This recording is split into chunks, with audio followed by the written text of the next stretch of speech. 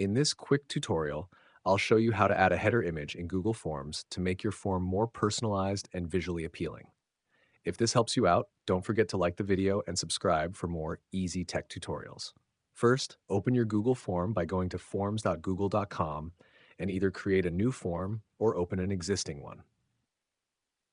Once your form is open, look to the top right corner and click on the Paint Palette icon. That's the Customize Theme button. A panel will slide out from the right. Under the header section at the top, click on the Choose Image button. From here, you have two options. You can select an image from Google's built-in gallery with categories like work, education, or fun, or you can upload your own custom image if you want something branded or unique. For best results, use an image that's around 1600 by 400 pixels so it fits nicely in the header space. Once you upload or select your image, Google Forms will automatically adjust your form's background and text color to match the theme of your image, but you can also change these manually just below in the same panel.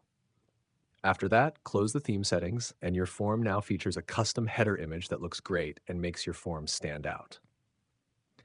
If you found this tutorial helpful, make sure to give it a like and subscribe to the channel for more quick and easy Google Forms tips.